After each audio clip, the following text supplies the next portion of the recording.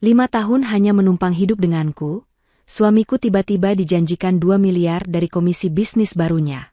Dia langsung sombong menghinaku, dasar wanita gila, aku akan menikah lagi. Aku hanya diam dan tersenyum.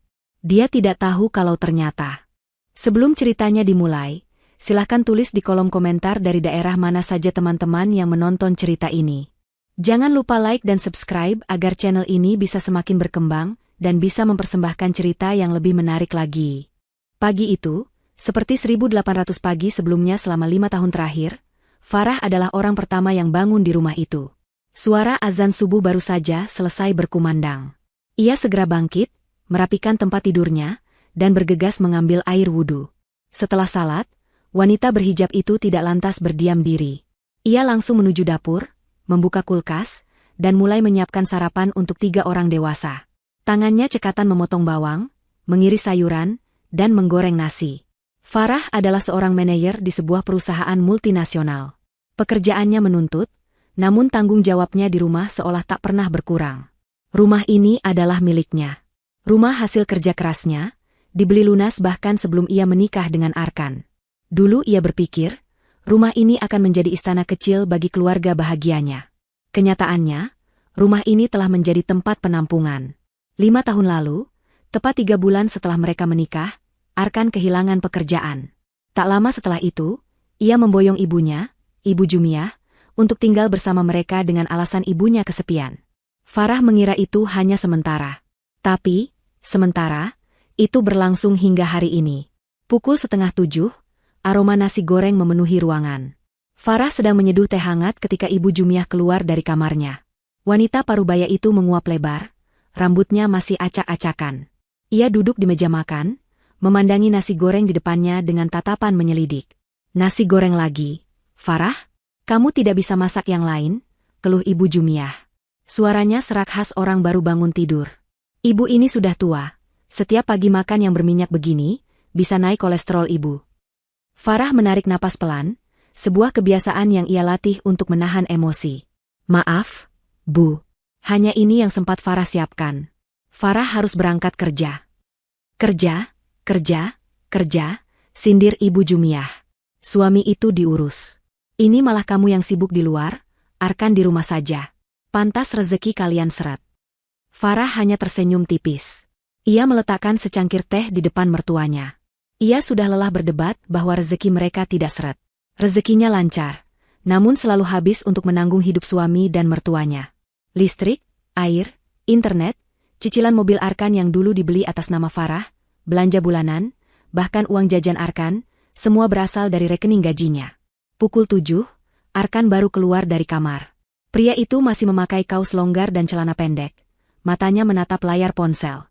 Ia duduk di meja makan tanpa menyapa Farah, langsung menyendok nasi goreng ke piringnya. Nasi gorengnya agak asin. "Mah," kata Arkan, bukan kepada Farah, tapi kepada ibunya. "Ibumu ini yang bilang. Istrimu ini sepertinya tangannya sudah tidak bisa merasakan bumbu," sahut Ibu Jumiah. Farah memandangi suaminya. Pria yang dulu ia cintai karena bicaranya yang manis dan penuh rencana, kini terlihat kusam dan malas. Setiap hari kerjanya hanya bermain ponsel, sesekali keluar menemui teman, lalu pulang meminta uang untuk proyek baru. Semua proyek itu gagal. Ada ternak lele yang semua bibitnya mati. Ada usaha kopi kekinian yang tutup dalam 2 bulan. Ada investasi saham bodong yang menghanguskan puluhan juta uang Farah. Farah mengabaikan keluhan mereka. Ia harus segera berangkat. "Arkan, hari ini jatuh tempo tagihan listrik dan air. Uangnya sudah Farah transfer ke rekening kamu seperti biasa. Tolong dibayarkan sebelum jam 12 siang ya, jangan sampai dipakai main game lagi," kata Farah lembut namun tegas. Arkan mendengus. Iya, cerewet sekali. Uang segitu saja diungkit terus. Nanti kalau proyek baruku berhasil, aku ganti 100 kali lipat. Farah tahu itu janji kosong. Ia meraih tas kerjanya, mencium tangan Ibu Jumiah yang disambut dingin, lalu menatap Arkan. Arkan hanya mengangguk sekilas, matanya tak lepas dari ponsel. Farah pun berangkat kerja, membawa rasa lelah yang semakin menumpuk di hatinya. Malam harinya, Farah pulang dalam keadaan letih. Ia mendapati ruang tamu berantakan. Bungkus makanan cepat saji berserakan di meja. Jelas sekali Arkan dan Ibu Jumiah memesan makanan dari luar, Padahal Farah sudah memasak rendang dan sayur nangka sebelum berangkat tadi pagi, ia menyimpannya di kulkas agar mereka tinggal menghangatkan. Hatinya mencelos. Ia menuju dapur, dan benar saja, masakannya masih utuh, tidak tersentuh. Ia membersihkan sampah-sampah itu dalam diam. Ibu Jumiah sedang menonton sinetron di televisi dengan volume keras. Arkan tidak terlihat. Farah menduga suaminya ada di kamar, bermain game. Farah memutuskan untuk membersihkan kamar kerja yang kini beralih fungsi menjadi kamar pribadi Arkan. Tempat itu lebih mirip kapal pecah. Gelas kopi bekas, asbak penuh, dan kertas-kertas berserakan. Farah mulai merapikannya satu persatu. Ia benci kekacauan. Saat sedang mengelap laci meja Arkan yang terbuka, matanya menangkap selembar kertas yang terlipat asal. Itu adalah surat resmi dari bank. Jantung Farah berdebar. Ia membukanya. Matanya membelalak. Itu adalah surat peringatan terakhir atas penolakan pengajuan gadai. Farah membaca detailnya dengan tubuh gemetar. Nama pemohon, Arkan. Agunan yang diajukan, sertifikat rumah atas nama Farah Setiawati. Napas Farah tercekat. Arkan, suaminya, mencoba menggadaikan rumah miliknya. Rumah satu-satunya tempat ia bernaung. Ia mencoba melakukannya diam-diam di belakangnya. Ban menolaknya karena agunan itu bukan atas nama Arkan, dan tanda tangan Farah jelas dipalsukan. Farah terduduk di lantai, surat itu remuk di genggamannya. Jadi ini yang dilakukan suaminya? Selama ini ia bekerja keras, suaminya malah berencana merampas hartanya. Rasa sabarnya yang setipis benang itu kini putus. Ia merasa sangat bodoh. Saat ia hendak bangkit, tangannya tanpa sengaja menyenggol tumpukan kertas lain di dalam laci. Sebuah kotak beludru kecil berwarna merah jatuh ke lantai. Bukan kotak. Itu adalah dompet kecil tempat menyimpan struk. Di baliknya ada struk dari toko perhiasan ternama. Farah membukanya. Pembelian satu buah kalung berlian. Total harganya membuat mata Farah pedih. Puluhan juta rupiah. Tanggal pembeliannya 3 minggu lalu. Farah sama sekali tidak pernah menerima kalung itu. Ia bahkan tidak ingat kapan terakhir kali Arkan memberinya hadiah.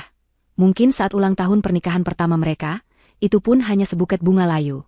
Jadi, Arkan punya uang puluhan juta untuk membeli kalung berlian, tapi untuk membayar tagihan listrik ia masih meminta pada istrinya. Arkan mencoba menggadaikan rumah istrinya, tapi di saat yang sama ia menghadiahi wanita lain perhiasan mewah. Farah menahan air matanya. Ini bukan lagi soal benalu, ini soal pengkhianatan. Ia melipat kembali surat bank dan struk perhiasan itu. Ia tidak akan mengkonfrontasinya. Tidak sekarang. Jika Arkan bermain licik, Farah memutuskan ia tidak akan tinggal diam. Cukup sudah 5 tahun ia menjadi wanita sabar yang bodoh. 3 hari berlalu sejak penemuan di laci Arkan. Farah bersikap seperti biasa. Ia tetap bangun pagi, memasak, berangkat kerja, dan melayani suami serta mertuanya. Namun, ada yang berbeda. Senyum tenangnya kini terasa dingin. Tatapan matanya lurus dan tajam. Ia lebih banyak diam, mengamati. Ia memperhatikan Arkan yang tampak gelisah, sering menelepon diam-diam di halaman belakang. Ia juga melihat Ibu Jumiah yang semakin menjadi-jadi menyindirnya, seolah tahu anaknya sedang berjuang untuk sesuatu yang besar. Malam itu, Farah sedang menyelesaikan laporan di laptopnya di ruang tengah. Ibu Jumiah seperti biasa, menonton televisi. Tiba-tiba pintu depan terbuka dengan debuman keras. Arkan masuk dengan wajah berseri-seri, sesuatu yang sudah sangat lama tidak Farah lihat. Pria itu tertawa lebar, melempar kunci mobilnya ke meja, dan langsung memeluk ibunya. Ibu, doa ibu terkabul. Anakmu ini akhirnya akan jadi miliarder, seru Arkan dengan suara keras. Ibu Jumiah terkejut, lalu wajahnya ikut berseri. Benar kamu, nak? Kamu berhasil? Proyek apa? Bukan proyek biasa, Bu. Ini proyek raksasa. Arkan menatap Farah yang masih diam di depan laptopnya. Tatapan Arkan penuh kemenangan dan sedikit cemooh. Ingat Reno, teman lamaku? Dia sekarang sudah jadi CEO di Golden Investa, perusahaan properti besar. Dan dia menawariku posisi. Bukan posisi sembarangan. Arkan mengambil napas, seolah ingin menikmati momen itu. Aku ditawari jadi direktur proyek. Mengurus pembebasan lahan untuk resor mewah di Bali. Ibu Jumiah menutup mulutnya, matanya berbinar. Direktur? Ya Tuhan, Arkan. Dan itu belum seberapa, Bu. Arkan melanjutkan, suaranya makin meninggi. Reno menjanjikan aku komisi di muka. Begitu aku tanda tangan kontrak besok, dan membawa beberapa investor awal, komisiku langsung cair. Tahu berapa, Bu?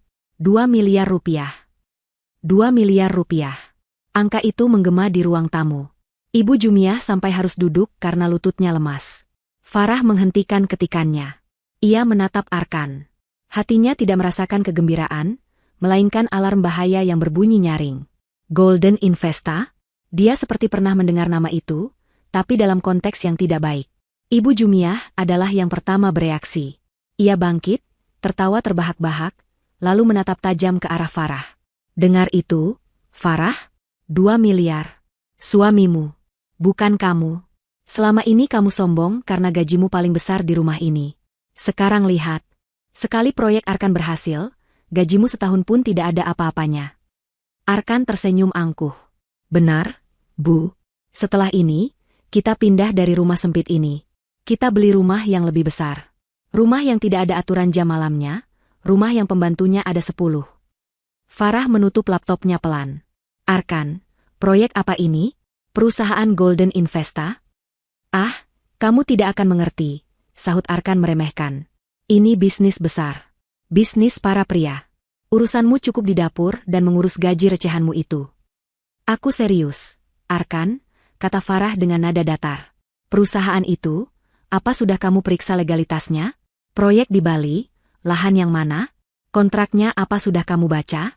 2 miliar itu angka yang sangat besar untuk komisi di muka. Itu tidak wajar. Pertanyaan logis Farah justru menyulut amarah Arkan.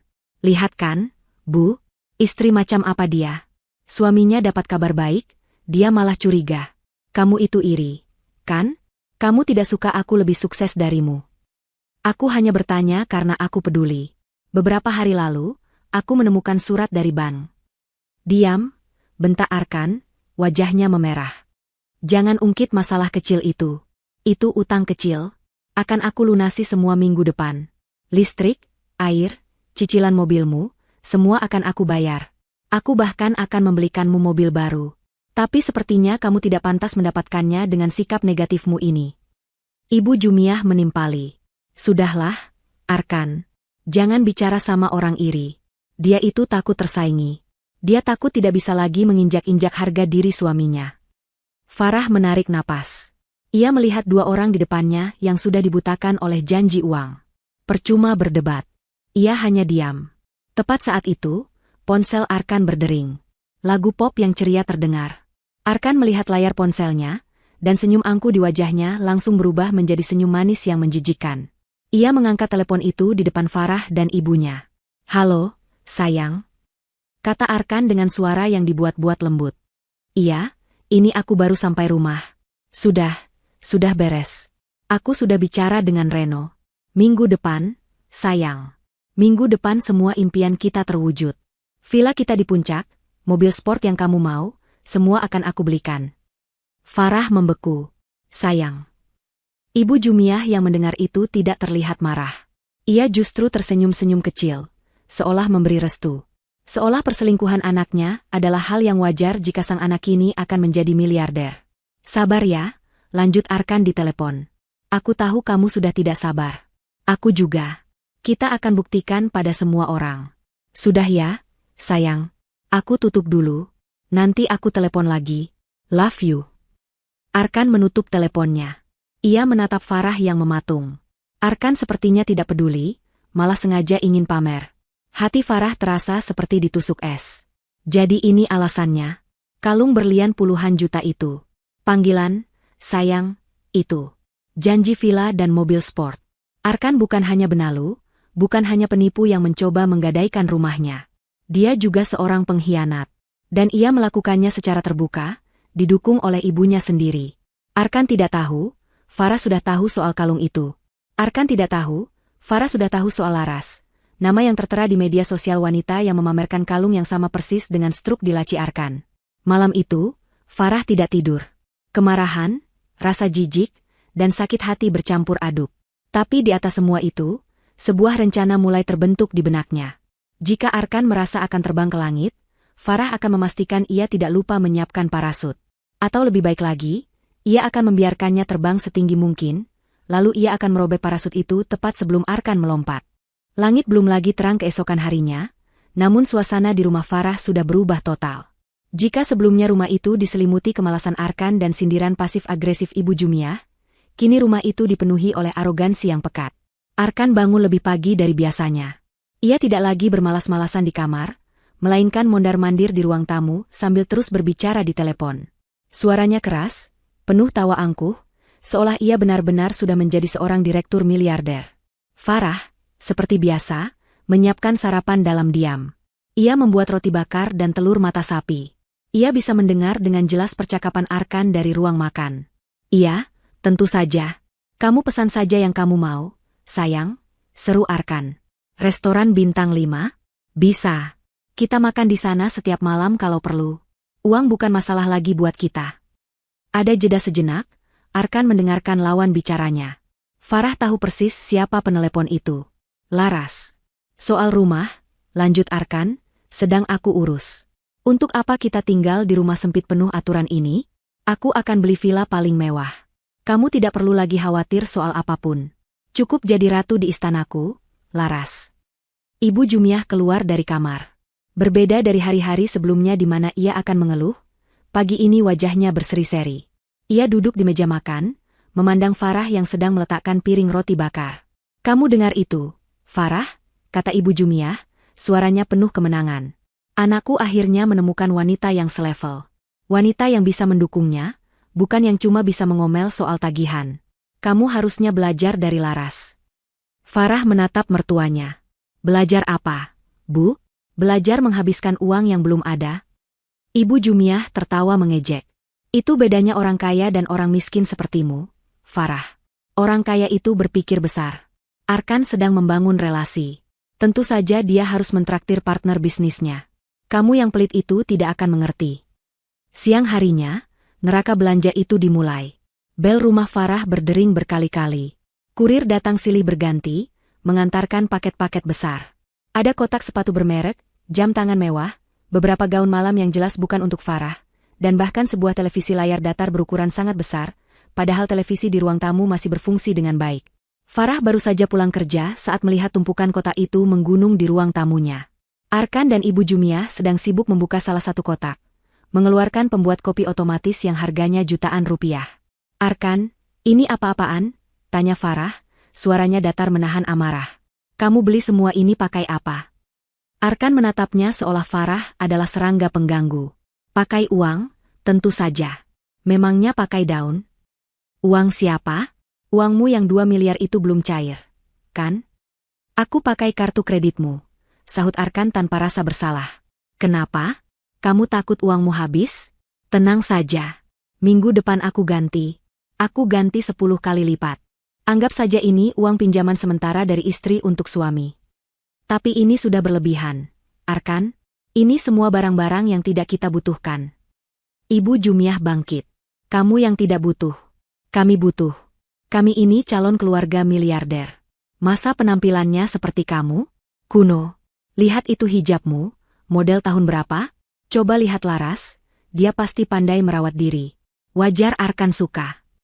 Arkan mengangguk setuju.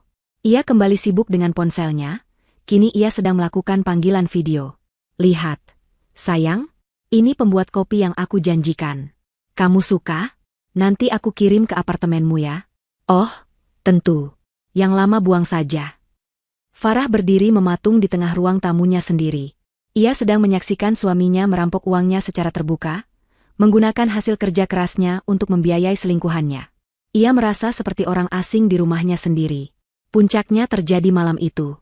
Farah, entah karena kebiasaan atau karena sisa kepedulian yang masih ada, tetap memasak makan malam. Ia memasak semur daging kesukaan Arkan. Aroma rempahnya memenuhi dapur. Ia menata meja makan dengan rapi, berharap setidaknya mereka bisa bicara baik-baik sekali ini saja.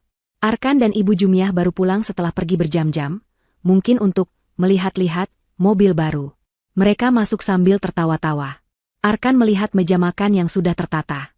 Wajahnya yang tadi ceria langsung berubah masam. Apa ini? Tanya Arkan dingin, menunjuk semur daging di meja. Makan malam. Ini kesukaanmu? Jawab Farah pelan. Arkan tertawa sinis. Kesukaanku? Dulu, mungkin. Sekarang seleraku sudah berubah. Farah. Aku sudah tidak sudi makan masakan rumahan murahan seperti ini. Arkan berjalan ke meja, mengambil piring berisi nasi dan semur daging itu.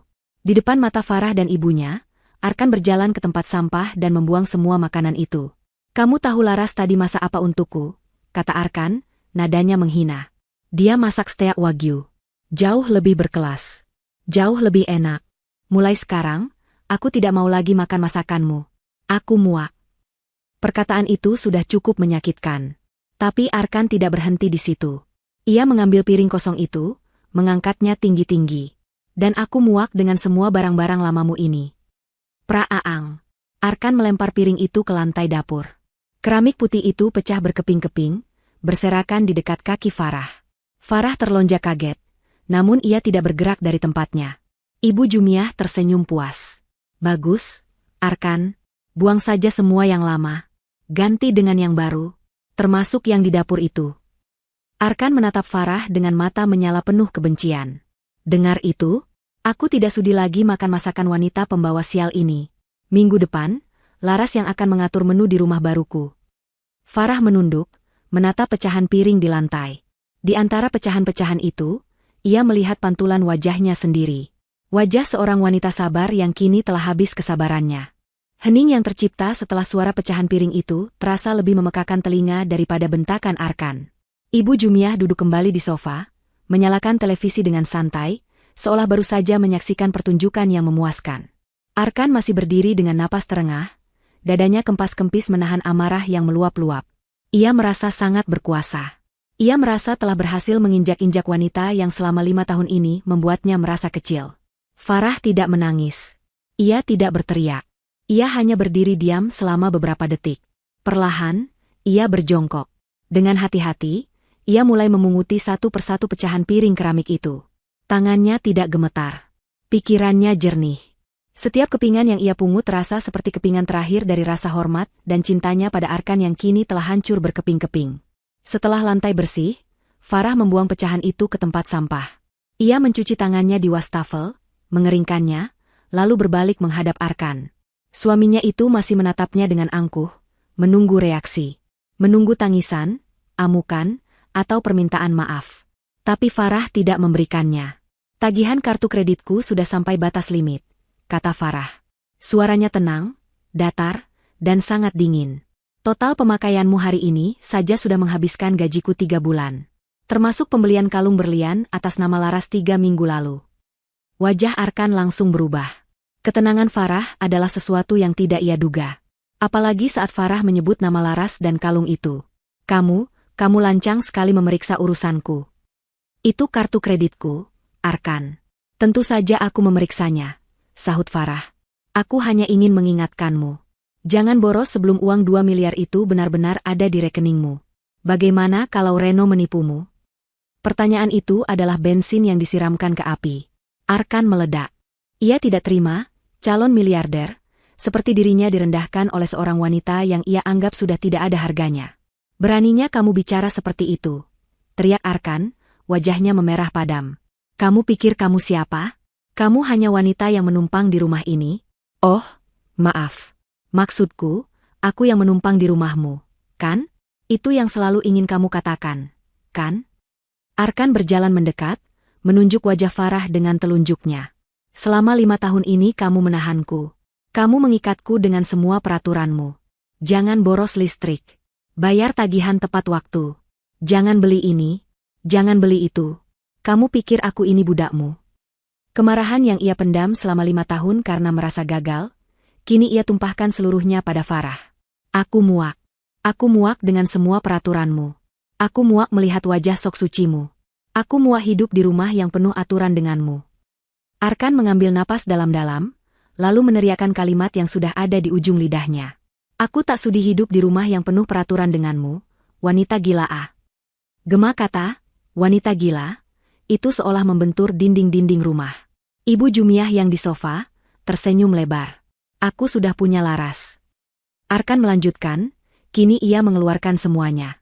Dia muda. Dia cantik. Dia tidak memakai hijab kuno sepertimu. Dia mengerti aku. Dia mendukung karierku. Dia tidak cerewet soal uang receh sepertimu. Dia adalah wanita yang pantas mendampingi seorang miliarder sepertiku. Bukan kamu. Farah hanya menatap lurus ke mata suaminya. Tatapannya kosong, namun di baliknya ada perhitungan yang matang. Jadi, mulai sekarang, kata Arkan dengan nada final. Jangan campuri urusanku lagi. Aku akan melakukan apapun yang aku mau, dengan uang siapapun yang aku mau. Karena minggu depan, semua ini akan jadi milikku. Ibu Jumiah bangkit dari sofa. Ia berjalan mendekati Arkan, merangkul bahu anaknya dengan bangga. Ia lalu menatap Farah dengan tatapan paling hina yang pernah Farah terima seumur hidupnya. Kami sudah tak butuh uangmu lagi, dasar bodoh, kata Ibu Jumiah dengan suara melengking. Kamu pikir kami akan selamanya mengemis padamu? Lihat anakku, Arkan akan jadi orang besar. Kamu hanya akan jadi masa lalunya yang memalukan. Arkan tersenyum puas mendengar dukungan ibunya. Kamu dengar itu? Kata Arkan. Sebaiknya kamu mulai berkemas, Farah. Karena minggu depan, setelah uangku cair, Arkan akan menikah lagi dengan Laras. Dan kami akan tinggal di rumah baru kami yang mewah. Ibu Jumiah menambahkan kalimat terakhir yang paling kejam.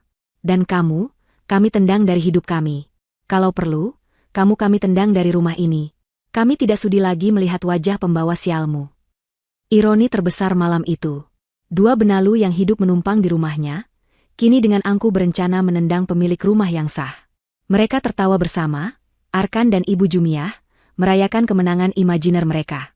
Mereka merasa sudah berada di puncak dunia, dan Farah ada di telapak kaki mereka. Mereka tidak sadar. Farah membiarkan mereka terbang tinggi. Ia membiarkan mereka mengucapkan setiap kata hinaan.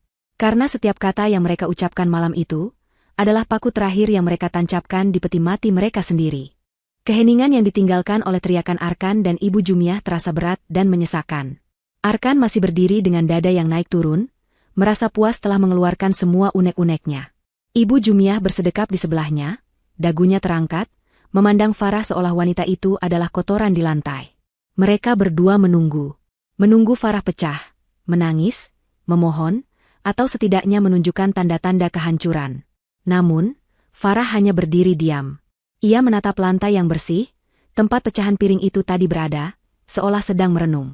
Keheningan Farah yang di luar dugaan ini membuat Ibu Jumiah jengkel. Ia tidak puas jika lawannya tidak menderita. Kenapa kamu diam? Desis Ibu Jumiah. Sudah bisu? Atau kamu sadar sekarang betapa tidak bergunanya kamu? Kamu itu istri yang gagal, Farah. Gagal total.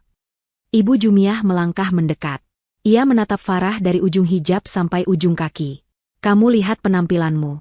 Sok suci pakai kerudung, tapi hatimu busuk. Kamu tidak bisa membahagiakan suamimu. 5 tahun menikah, apa yang kamu hasilkan? Tidak ada. Memberi ibu cucu saja kamu tidak bisa. Pantas Arkan mencari wanita lain yang lebih subur, yang lebih segar. Hinaan itu menusuk langsung ke relung hati Farah yang paling dalam. Masalah anak adalah sesuatu yang selalu ia pasrahkan pada Tuhan. Tapi malam ini, mertuanya menggunakannya sebagai senjata. Arkan, melihat ibunya menyerang, merasa mendapat angin. Ia ikut tertawa. Benar kata ibu, kamu itu dingin, Farah. Kaku seperti kayu. Di ranjang, di meja makan, sama saja. Laras itu beda. Dia tahu cara memanjakan pria. Dia hangat, dia wangi. Tidak sepertimu, yang setiap hari hanya bau bawang dan bau keringat. Setiap kata adalah cambuk. Tapi Farah tetap diam. Ia hanya memejamkan matanya sejenak, menarik napas panjang melalui hidung, lalu menghembuskannya perlahan. Dan keluargamu. Ibu Jumiah menambahkan, tidak mau kalah. Pasti mereka malu punya anak perempuan yang gagal mempertahankan rumah tangganya. Dicampakkan suami karena suami sudah sukses. Kamu akan jadi janda yang memalukan. Kamu itu penghambat suksesku, Farah. Arkan menimpali lagi. Selama 5 tahun ini, kamu selalu meremehkanku. Kamu anggap aku benalu. Sekarang, saat aku akan sukses besar, kamu iri. Laras tidak seperti itu. Dia motivator terbaikku. Dia yang memberiku semangat. Kamu hanya bisa mengeluh soal tagihan. Mereka bergantian. Seperti 2 ekor serigala yang menyerang mangsa yang sudah tidak berdaya. Mereka mencaci maki penampilan Farah, keluarganya, ibadahnya, masakannya, dan harga dirinya. Mereka mengungkit semua kebaikan Farah di masa lalu, dan memelintirnya seolah itu adalah kesalahan. "Ingat waktu kamu bayar utang-utangku?" kata Arkan. "Itu pasti kamu lakukan sambil menggerutu, kan? Kamu pasti merasa hebat karena bisa membayarnya. Kamu sombong. Ingat waktu kamu membelikan ibu obat?" sambung Ibu Jumiah. "Pasti kamu berharap ibu cepat mati, kan? Supaya bebanmu berkurang. Dasar menantu tidak tahu diuntung." Semua fitnah dan hinaan paling keji keluar dari mulut mereka.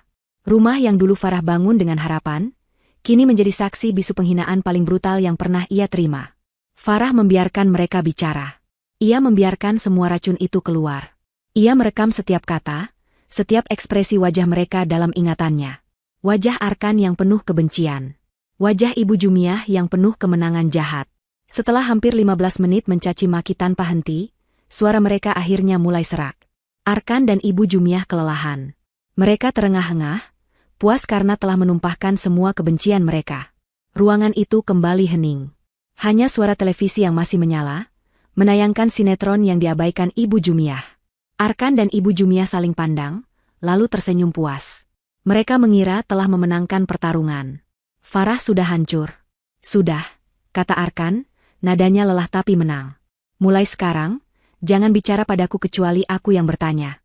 Urus saja perceraian kita. Aku akan pastikan kamu tidak dapat sepeser pun harta Gonogini. Semua milikku." "Benar," sahut Ibu Jumiah. "Kita akan panggil pengacara terbaik. Kita tuntut dia." Arkan tertawa. "Kita tidak perlu menuntut, Bu. Dia akan pergi sendiri saking malunya." Arkan hendak berbalik, kembali ke kamarnya untuk menelepon Laras dan menceritakan kemenangannya. Namun, sebuah suara menghentikannya. Suara yang tenang, pelan, dan sama sekali tidak terdengar hancur. "Sudah?" Arkan dan Ibu Jumiah membeku. Mereka berbalik. Farah, yang dari tadi menunduk, perlahan mengangkat wajahnya. Matanya tidak bengkak. Pipinya tidak basah. Tidak ada air mata sedikitpun. Yang ada di wajahnya adalah sesuatu yang jauh lebih mengerikan bagi mereka. Sebuah senyuman. Itu bukan senyum sedih. Itu bukan senyum pasrah. Itu adalah senyum tipis, nyaris seperti seringai, yang sama sekali tidak mencapai matanya. Matanya menatap Arkan dan Ibu Jumiah dengan tajam dan dingin. "Sudah puas menghinanya?" tanya Farah lagi, suaranya tetap datar. Arkan dan Ibu Jumiah tertegun. Mereka bingung. Ini bukan reaksi yang mereka harapkan. Farah memiringkan kepalanya sedikit. "Oh, jadi namanya Laras." Keheningan total. Lalu, Farah mengucapkan kalimat yang akan menghancurkan dunia mereka. "Apakah Laras juga sudah melihat berita di TV?" Pertanyaan Farah menggantung di udara. Aneh, sederhana, namun syarat akan ancaman yang tidak bisa dipahami oleh Arkan dan Ibu Jumiah. Berita TV. Ibu Jumiah yang pertama bereaksi. Ia tertawa mengejek. "Kamu ini sudah gila ya? Setelah kami caci maki, kamu malah bicara soal berita TV? Kamu mau mengalihkan pembicaraan?" Arkan memandangi Farah dengan curiga. Ia mengira ini adalah trik putus asa. "Berita apa? Sinetron azab yang biasa ibu tonton itu? Kamu mau bilang kami akan kena azab? Jangan bercanda, Farah. Itu tidak mempan." "Aku tidak bercanda," kata Farah. Suaranya masih setenang tadi. Ia melirik ke arah televisi yang sedang menayangkan sinetron. "Coba ganti salurannya. Ke saluran berita." Arkan mendengus. Ia merasa Farah hanya membuang-buang waktunya. Tidak ada urusannya. "Ganti saja," kata Farah. Ada nada perintah dalam suaranya yang datar itu, nada yang membuat Arkan tanpa sadar menurut. Dengan kesal, Arkan merebut remote dari tangan ibunya. "Baik, akan aku ganti. Supaya kamu sadar betapa konyolnya ucapanmu." Arkan menekan tombol, memindahkan saluran dari sinetron ke saluran berita nasional. Tepat pada saat itu, layar televisi berubah. Wajah seorang pembawa berita yang serius muncul, di bawahnya ada sebuah spanduk merah tebal yang berkedip-kedip dengan tulisan, "Breaking News." Suasana di ruangan itu langsung berubah tegang. Arkan dan Ibu Jumiah terdiam. "Selamat malam," kata sang pembawa berita dengan nada mendesak. "Kami baru saja mendapat informasi bahwa pihak Kepolisian Republik Indonesia telah berhasil membongkar sindikat penipuan investasi besar-besaran yang merugikan masyarakat." Jantung Arkan mulai berdebar sedikit lebih cepat, tapi ia masih berusaha menyangkal. "Penipuan banyak, bukan urusanku," batinnya. Layar di belakang pembawa berita berubah, menampilkan logo sebuah perusahaan. Logo yang sangat Arkan kenali. Logo yang 3 hari ini ia bangga-banggakan. Sindikat ini, lanjut sang pembawa berita, beroperasi menggunakan kedok perusahaan properti bernama PT Golden Investa. Wajah Arkan langsung pucat pasi. Ibu Jumiah membelalakan matanya. Golden Investa? Arkan? Itu kan nama perusahaanmu? Diam, Bu, bentak Arkan, matanya terpaku ke layar. Tangannya mulai gemetar. Ini pasti salah. Ini berita bohong. Fitnah. Pembawa berita melanjutkan laporannya, seolah tidak mendengar bantahan Arkan. Modus operandi sindikat ini adalah dengan menawarkan proyek properti mewah fiktif, salah satunya adalah proyek pembangunan resor di Bali. Mereka menjanjikan para korban posisi tinggi di perusahaan serta komisi di muka yang nilainya sangat fantastis, mencapai miliaran rupiah, untuk menjerat korban lain agar mau menanamkan modal. Setiap kata yang diucapkan pembawa berita itu adalah deskripsi akurat dari apa yang terjadi pada Arkan. Proyek resor di Bali. Komisi miliaran rupiah di muka. Tepat seperti yang Reno katakan. Arkan? Bisik Ibu Jumiah, suaranya bergetar hebat. Itu ceritamu. Tidak, teriak Arkan panik. Reno temanku. Dia tidak mungkin menipuku. Ini salah paham. Farah hanya berdiri diam di tempatnya, menatap lurus ke arah Arkan. Senyum tipisnya masih belum hilang. Kerugian nasabah, kata pembawa berita itu lagi, hingga malam ini ditaksir telah mencapai lebih dari 100 miliar rupiah. Pihak kepolisian telah mengantongi beberapa nama yang terlibat dalam jaringan ini. Tidak. Arkan mulai mondar-mandir, tangannya menjambak rambutnya sendiri. Uang 2 miliar yang sudah ada di angan-angannya, rumah mewah, mobil sport, pernikahan dengan laras, semuanya mulai terlihat seperti kepulan asap. Dan informasi terbaru yang kami dapatkan, sang pembawa berita menatap lurus ke kamera, polisi saat ini sedang melakukan pengejaran intensif terhadap pimpinan sindikat ini. Ia adalah seorang residivis kasus serupa yang telah lama menjadi DPO, atau daftar pencarian orang. Pimpinan sindikat. Gumam Arkan. Sang pembawa berita melanjutkan, pria ini diketahui berinisial R. Mata Arkan membelalak. Tubuhnya membeku. R, bisik Arkan, suaranya nyaris tak terdengar. Napasnya tercekat di tenggorokan. Reno? Seolah menjawab pertanyaannya, layar televisi di belakang sang pembawa berita kini berganti. Dari logo perusahaan, kini terpampang sebuah foto wajah. Foto besar, jelas, dengan tulisan DPO di bawahnya. Itu adalah wajah Reno. Teman lamanya, CEO Golden Investa. Pria yang menjanjikannya 2 miliar rupiah. Foto Reno terpampang di layar televisi nasional. Wajahnya yang tersenyum angkuh, yang 3 hari ini dianggap Arkan sebagai wajah seorang penyelamat, kini terlihat seperti seringai iblis. Tulisan, DPO, berwarna merah tebal di bawah foto itu seolah membakar mata Arkan. Tidak mungkin. Arkan bergumam, tubuhnya gemetar hebat. Ia mundur 1 langkah, lalu 1 langkah lagi, sampai punggungnya menabrak dinding. Keringat dingin mulai membasahi pelipisnya. Itu Reno. Reno temanku. Ibu Jumiah, yang tadinya berdiri tegak dengan angkuh, kini lututnya lemas. Ia ambruk terduduk di lantai, tangannya mencengkeram dadanya. DPO? Daftar pencarian orang? Maksudnya buronan polisi. Arkan? Jadi uang 2 miliar itu. Diam, Bu, teriak Arkan, suaranya pecah dan histeris. Ia tidak mau mendengar kelanjutan kalimat itu. Ia tidak mau menerima kenyataan bahwa istana pasir yang ia bangun dalam 3 hari terakhir, kini hancur diterjang badai. Itu fitnah. Pasti ada yang menjebak Reno. Ini persaingan bisnis. Pasti. Arkan menatap Farah dengan mata nyalang, mencari pembelaan. Farah, kamu percaya ini? Reno itu temanku. Kamu tahu itu, kan? Dia tidak mungkin penipu. Farah hanya menatapnya. Senyum tipis yang tadi tersungging di bibirnya kini telah hilang, digantikan oleh ekspresi yang tenang dan dingin. Ia tidak berkata apa-apa. Ia hanya sedikit memiringkan kepalanya, seolah berkata, lihat saja terus. Ini belum selesai. Seolah diperintahkan oleh kebisuan Farah, Arkan kembali menatap layar televisi. Laporannya belum selesai. Polisi juga mengimbau masyarakat untuk waspada. Lanjut sang pembawa berita, karena R tidak beroperasi sendirian. Ia dibantu oleh beberapa kaki tangan yang bertugas sebagai perekrut dan pencari mangsa. Kaki tangan. Perekrut. Jantung Arkan serasa diremas. Itulah peran yang Reno berikan padanya. Direktur proyek, yang tugas pertamanya adalah membawa beberapa investor awal. Arkan sudah menghubungi 3 temannya, membujuk mereka untuk menanamkan modal di Golden Investa. Saat ini, kata pembawa berita itu lagi, pihak kepolisian telah merilis 2 foto kaki tangan utama R yang diduga paling aktif menjerat korban dalam beberapa minggu terakhir. Layar televisi terbelah menjadi 2. Foto Reno masih ada di sisi kiri, dan di sisi kanan, sebuah foto baru muncul. Arkan berhenti bernapas. Seluruh udara di paru-parunya seolah tersedot keluar. Dunia di sekelilingnya senyap. Satu-satunya yang ia dengar adalah suara darahnya sendiri yang menderu di telinga. Foto itu adalah fotonya. Fotonya sendiri. Foto yang ia unggah di media sosial 2 hari lalu. Foto saat ia bertemu Reno di lobi hotel mewah. Ia mengenakan kemeja batik mahal yang ia beli pakai kartu kredit Farah. Ia berpose sambil menyilangkan tangan di dada, tersenyum angkuh, dengan keterangan foto, menjemput rezeki besar bersama CEO hebat, sahabatku Reno. Proyek baru, hidup baru. Kini foto itu terpampang di televisi nasional.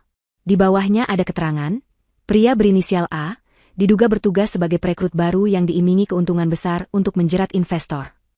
Arkan, jerit Ibu Jumiah, suaranya melengking tinggi. Ia menunjuk layar televisi dengan jari gemetar. Itu kamu, nak? Itu foto kamu.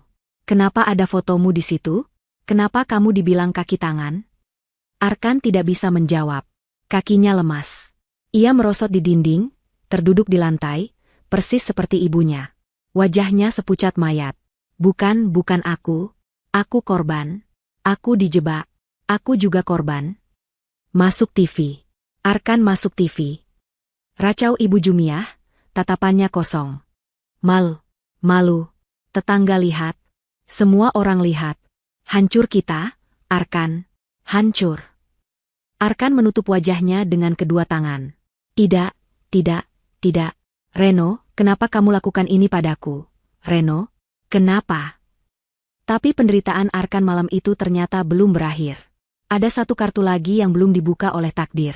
Sang pembawa berita, yang seolah tidak peduli pada drama yang sedang terjadi di ribuan ruang keluarga di seluruh Indonesia, melanjutkan laporannya dengan nada profesional.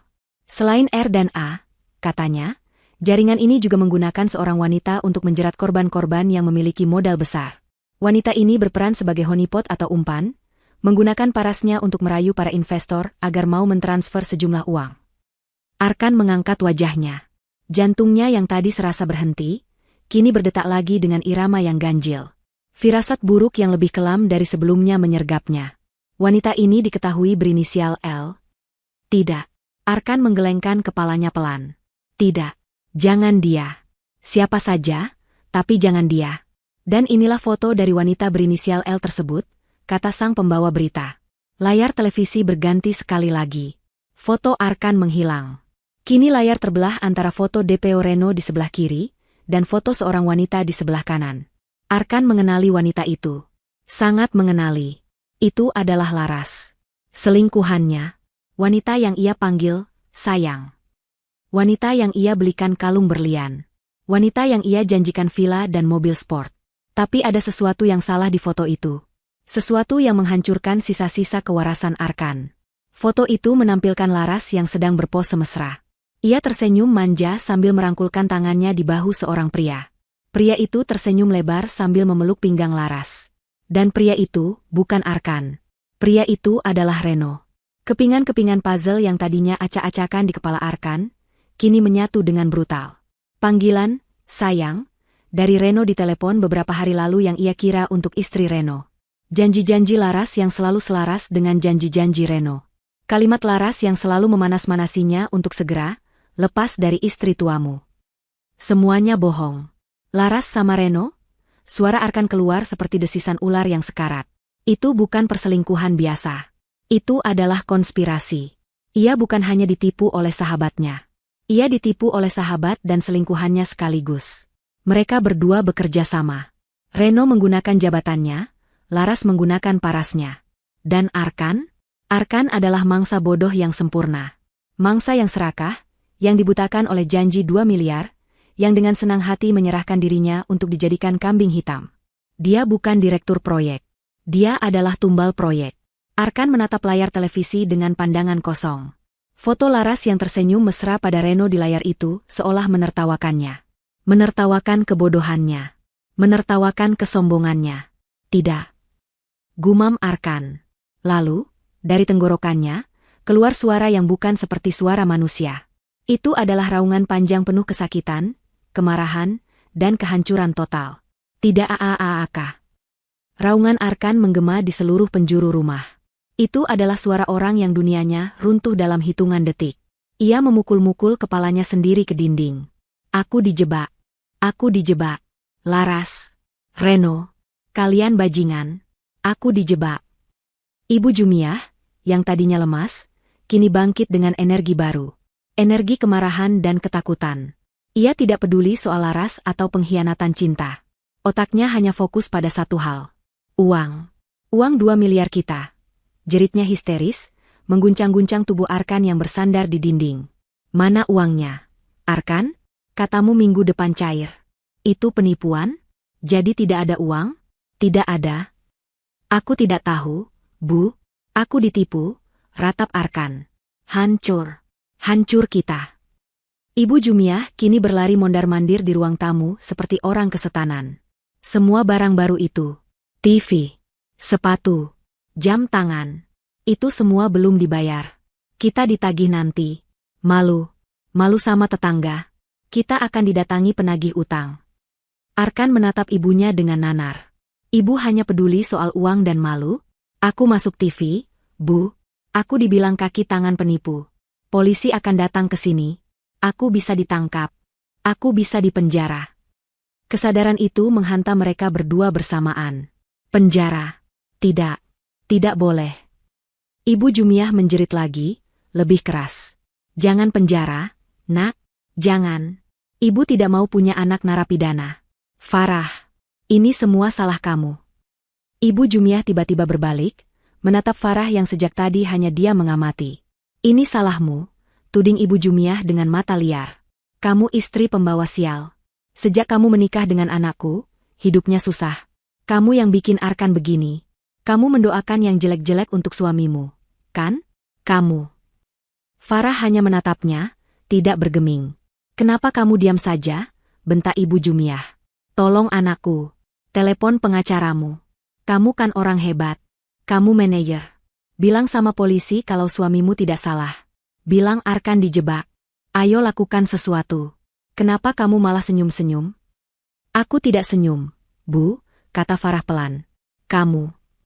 Arkan menatap Farah, matanya menyipit penuh curiga di antara kepanikannya. Kamu tahu soal ini? Kamu sengaja menyuruhku menyalakan TV. Kamu senang melihatku hancur, kan? Aku hanya memintamu melihat berita, jawab Farah. Saat itulah, di tengah kekacauan itu, suara dering telepon rumah memecah keheningan. Bunyinya nyaring, menusuk-nusuk saraf. Ketiganya membeku. Mata Arkan dan Ibu Jumiah membelalak ngeri. Mereka saling pandang. Pikiran mereka sama. Polisi. Telepon itu terus berdering. Keras kepala. Jangan diangkat. Bisik Arkan. Kalau itu polisi bagaimana? Balas Ibu Jumiah gemetar. Telepon itu berhenti berdering. Hening sejenak. Mereka baru saja akan bernapas lega, ketika telepon itu berdering lagi. Kali ini lebih mendesak. Angkat, kata Farah. Tidak mau, sahut Arkan. Angkat, Arkan. Atau aku yang angkat. Arkan menatap Farah, lalu ke telepon. Dengan tangan gemetar hebat, ia berjalan tertatih ke meja. Ia mengangkat gagang telepon itu. Halo? Hening sejenak. Lalu terdengar suara teriakan dari seberang sana. Suara pria yang marah besar. Ini rumah Arkan. Kan? Jangan pura-pura tidak tahu kamu bajingan. Arkan menjauhkan gagang telepon dari telinganya. Siapa ini? Tanya Arkan panik. Kamu tidak perlu tahu siapa aku. Kembalikan uang saya. Uang saya 500 juta rupiah. Jantung Arkan serasa copot. 500 juta? Uang apa? Saya tidak kenal Anda. Jangan bohong. Kamu kaki tangannya. Kan? Aku baru lihat berita di TV. Aku transfer uang itu kemarin karena rayuan pacar kamu si Laras itu. Laras lagi. Wanita itu bilang, lanjut si penelepon, uang itu untuk investasi awal proyekmu. Dia merayuku. Dia bahkan memamerkan kalung berlian yang katanya baru kamu belikan sebagai tanda keseriusan proyek. Aku percaya. Ternyata kalian komplotan penipu. Kalung berlian. Arkan langsung teringat. Struk yang ia sembunyikan.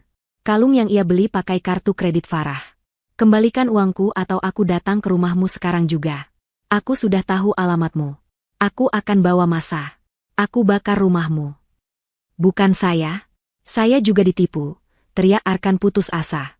Aku tidak peduli. Aku beri kamu waktu 1 jam. 500 juta. Atau habis kamu. Klik. Telepon ditutup. Arkan menjatuhkan gagang telepon itu. Ia menatap Farah dengan ngeri. Dia mau datang ke sini. Dia mau bakar rumah ini. 500 juta. Arkan merosot ke lantai. Tamat. Semuanya tamat. Ia ditipu Reno dan Laras. Ia dikejar polisi sebagai kaki tangan. Dan kini, ia akan didatangi investor marah yang menuntut uang. Hancur. Dalam 1 malam, ia kehilangan segalanya. Ia menatap Farah.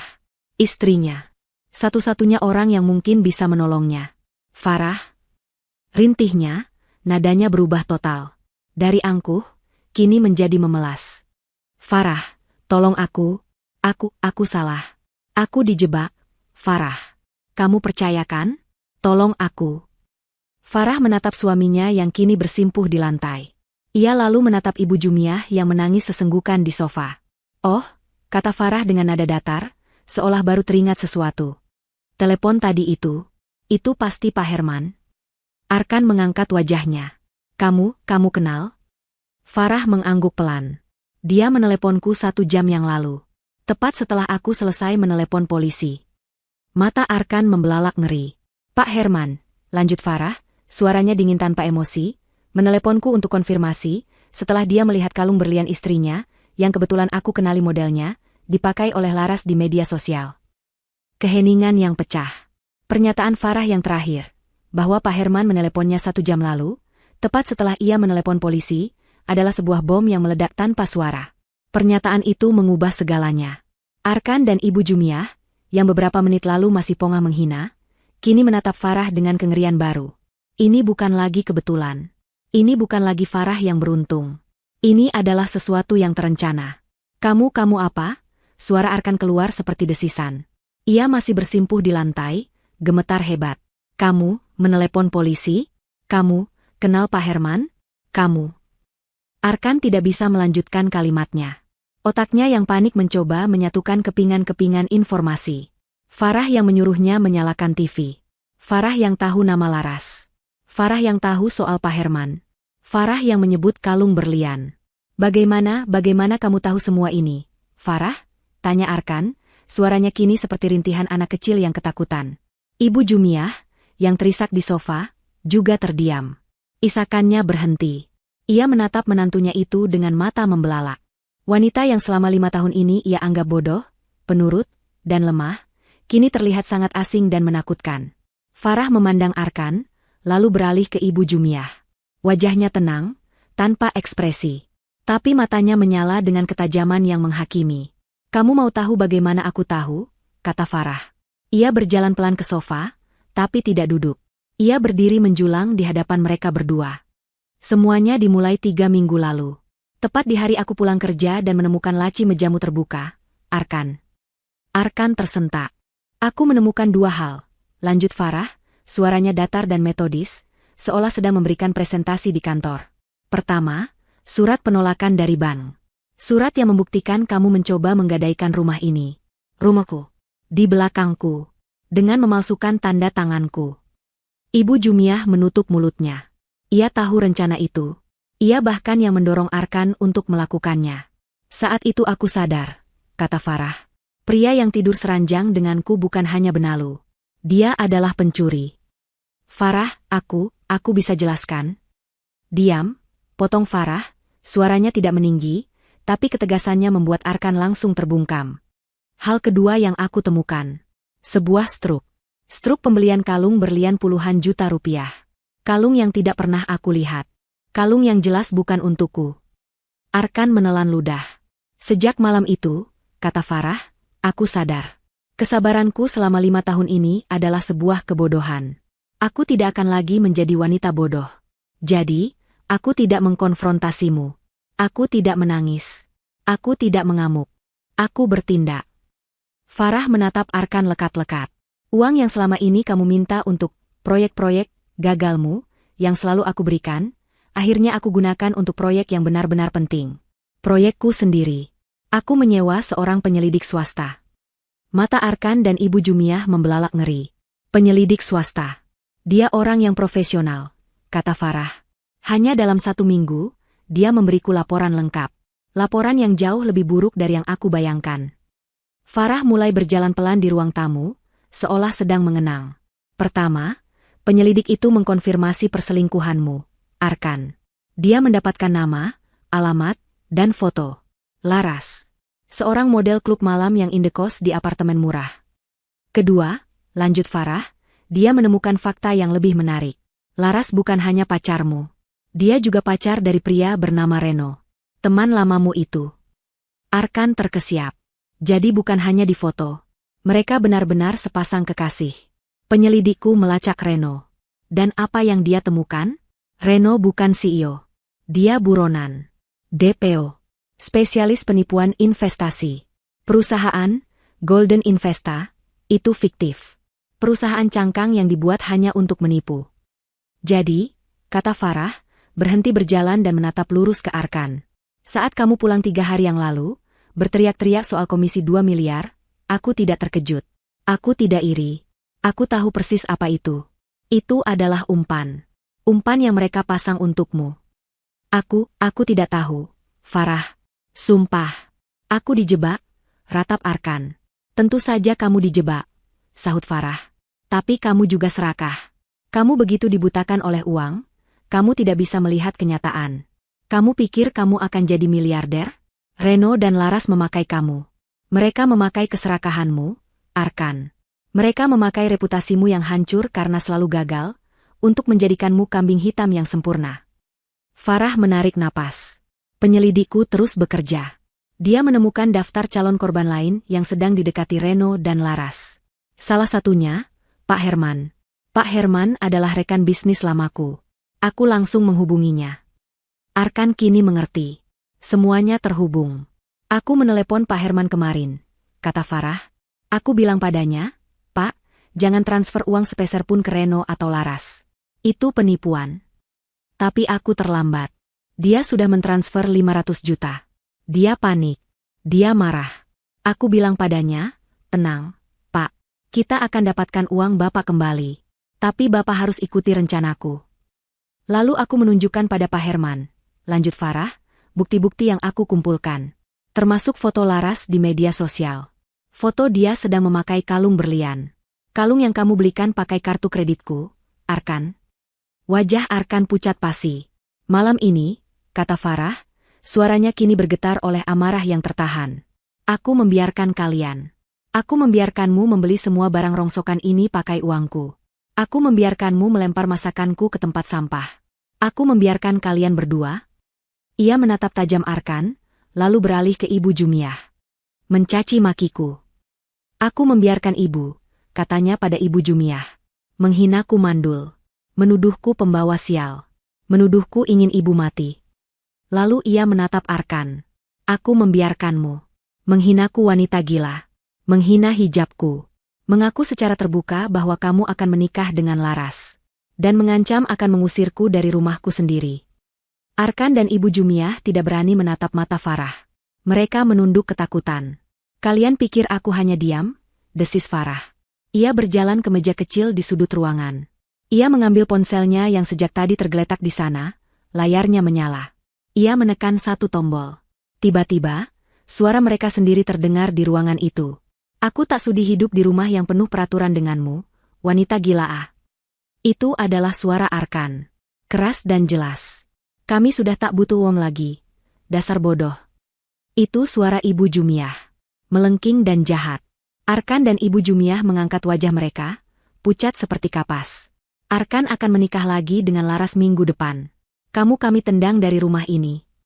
Dia muda. Dia cantik. Dia tidak memakai hijab kuno sepertimu. Rekaman itu terus berputar. Merekam setiap hinaan, setiap cacian, setiap pengakuan. Farah mematikan rekaman itu. Ruangan itu kembali hening. Aku merekam semuanya, kata Farah pelan. Setiap kata. Sebagai bukti. Laporan ke polisi itu? Farah melanjutkan, kini suaranya kembali dingin. Bukan hanya dari Pak Herman. Laporan utamanya dariku. Laporan penipuan, penggelapan, pencucian uang, dan pemalsuan dokumen. Lengkap. Dengan bukti transfer bankmu. Dengan struk kalung berlian itu. Dengan foto-foto dari penyelidik swasta. Dan dengan rekaman pengakuan kalian malam ini. Kamu menjebak kami? Bisik Ibu Jumiah ngeri. Menjebak? Farah tertawa, tawa dingin tanpa humor. Aku tidak menjebak kalian. Aku hanya memberi kalian tali. Kalian sendiri yang mengikat leher kalian masing-masing dengan tali itu. Aku hanya membiarkan sifat asli kalian keluar.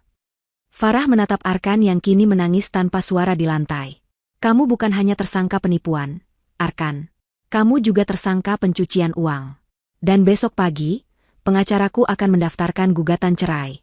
Dengan bukti perselingkuhan, penipuan, dan kekerasan verbal yang tidak terbantahkan. Dan uang 2 miliar itu. Farah tersenyum tipis. Itu umpan Reno agar kamu mau tanda tangan dokumen-dokumen palsu. Dokumen yang menjadikanmu penanggung jawab utama proyek fiktif itu. Kamu kambing hitamnya. Polisi mungkin sedang mengejar Reno dan Laras. Tapi mereka akan datang ke sini untuk menangkapmu. Karena namamu yang ada di semua dokumen. Farah menatap jam di dinding. Pak Herman dan korban lainnya sudah di kantor polisi. Aku menelepon mereka 1 jam yang lalu. Tepat setelah rekaman hinaan kalian selesai. Polisi seharusnya sudah dalam perjalanan. Tepat saat Farah menyelesaikan kalimatnya, suara itu terdengar. Jauh di kejauhan. Suara sirene. Awalnya pelan, namun dengan cepat semakin keras, merobek keheningan malam. Suara itu semakin dekat, semakin nyaring, semakin mendesak. Arkan dan Ibu Jumiah membeku. Suara itu adalah soundtrack dari mimpi buruk terburuk mereka yang kini menjadi kenyataan. Tidak. Ibu Jumiah mulai meracau lagi. Ia mencoba berdiri, tapi kakinya tidak kuat menopang tubuhnya. Itu bukan ke sini, itu pasti lewat saja. Itu ambulans. Tapi sirene itu semakin keras, dan jelas sekali melambat.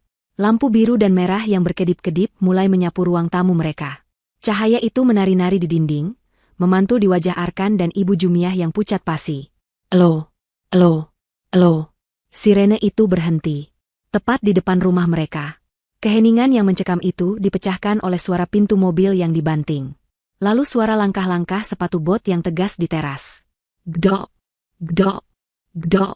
Gedoran keras di pintu depan itu membuat Ibu Jumiah menjerit. Jeritan tertahan yang mengerikan. Lalu, matanya berputar ke belakang. Tubuhnya terkulai lemas di sofa. Kali ini, ia benar-benar pingsan. Arkan, di sisi lain, membeku total. Ia seperti patung yang dilanda teror. Ia hanya bisa menatap pintu, napasnya tertahan, matanya membelalak liar. Polisi! Buka pintunya! Sebuah suara tegas berteriak dari luar. Arkan menoleh ke Farah. Satu-satunya orang yang berdiri tenang di ruangan itu. Ia menggerakkan bibirnya, tapi tidak ada suara yang keluar. Matanya memohon. Ini adalah permohonan terakhir yang putus asa dari seorang pria yang hancur. Farah. Akhirnya sebuah suara keluar, serak seperti bisikan. Tolong aku. Farah. Aku suamimu. Aku akan ceraikan Laras. Aku akan sujud di kakimu. Aku akan kerja apa saja. Aku tidak mau dipenjara. Farah, tolong. Farah menatapnya. Tatapan yang sama sekali tidak ia kenali. Bukan tatapan istrinya. Itu adalah tatapan orang asing. Dingin, tak terukur, dan tak tergerak. Farah tidak menjawab permohonannya. Ia berjalan melewati Arkan, seolah suaminya itu tidak ada. Ia berjalan melewati Ibu Jumiah yang pingsan di sofa. Ia berjalan lurus ke pintu depan. Gdok. Buka pintunya atau kami paksa. Tangan Farah yang tenang meraih gagang pintu. Ia membukanya. 2 orang petugas polisi berseragam lengkap berdiri di teras. Di belakang mereka, berdiri Pak Herman, wajahnya merah pada menahan amarah. Lampu dari mobil patroli masih berputar-putar di belakang mereka. Selamat malam, bapak-bapak, sapa Farah dengan tenang. Petugas itu sedikit terkejut melihat ketenangan Farah. Selamat malam, Bu. Maaf mengganggu. Kami mencari seorang pria bernama Arkan. Apa benar ini kediamannya? Benar, Pak, jawab Farah. Ia mundur selangkah, membuka pintu lebih lebar. Anda mencari Arkan? Silakan masuk. Dia di dalam. Polisi dan Pak Herman masuk.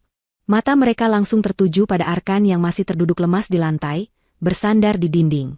Pria yang 3 jam lalu berteriak seperti raja, kini terlihat seperti tikus yang terpojok. Anda yang bernama Arkan? Tanya salah satu petugas. Arkan hanya bisa mengangguk pelan, tubuhnya gemetar tak terkendali. Saya Arkan. Bisiknya.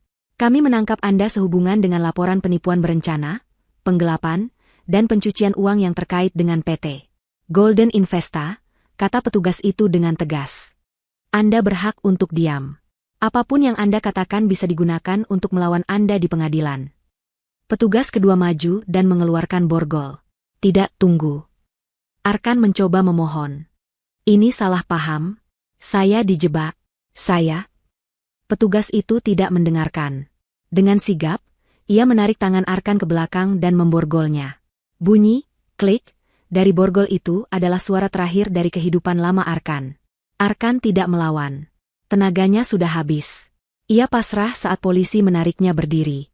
Saat mereka menggiringnya keluar melewati pintu, Arkan menoleh ke belakang. Ia menatap Farah 1 kali lagi. Tatapan putus asa, memohon belas kasihan. Farah balas menatapnya. Tanpa kebencian. Tanpa amarah. Tanpa cinta. Hanya kekosongan.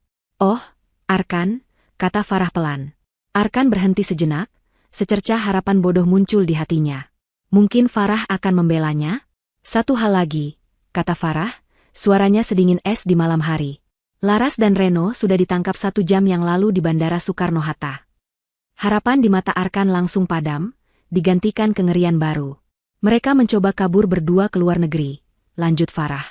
Mereka memakai uang Pak Herman, dan uang investor lainnya. Termasuk uang 50 juta yang kamu transfer ke rekening Laras tadi pagi. Uang terakhir dari kartu kreditku. Itu adalah paku terakhir. Penutup peti mati. Laras tidak hanya menipunya. Laras bahkan tidak pernah menganggapnya ada. Ia hanya sapi perah, kambing hitam. Laras akan kabur bersama Reno, pria yang ia kira adalah sahabatnya. Arkan tidak lagi berkata apa-apa. Ia limbung. Tubuhnya terkulai, seolah seluruh tulangnya telah dicabut. Polisi harus setengah memapahnya masuk ke mobil patroli. Pak Herman menatap Farah. Terima kasih banyak, Bu Farah. Saya tidak tahu harus berkata apa. Dan maaf soal. Ia menunjuk ke Ibu Jumiah yang pingsan. Bukan salah Anda, Pak. Terima kasih sudah bersedia menjadi saksi, kata Farah. Saya akan panggilkan ambulans untuknya. Pak Herman mengangguk, lalu pergi. Mobil patroli menyalakan sirenenya dan perlahan menjauh, membawa Arkan pergi dari kehidupan Farah selamanya. Farah berdiri di pintu sejenak. Ia menelepon ambulans untuk mertuanya. Setelah itu, ia menutup pintu. Klik. Pintu itu tertutup rapat. Ia sendirian di ruang tamunya. Televisi layar datar baru yang dibeli Arkan masih terbungkus plastik. Mesin kopi mahal masih di dalam kotak. Barang-barang bukti keserakahan itu berserakan. Farah berjalan melewati semua kekacauan itu. Ia tidak mempedulikannya. Besok ia akan memanggil orang untuk mengangkut semua sampah itu. Ia masuk ke kamarnya. Ia menutup pintu kamarnya. Ia melepas hijabnya, menatap pantulan wajahnya di cermin. Wajah seorang wanita yang lelah, namun tidak kalah. Untuk pertama kalinya dalam 5 tahun, ia merasa ringan. Beban di pundaknya telah terangkat. Farah berjalan ke dapur. Mengabaikan kamar Ibu Jumiah yang kini kosong.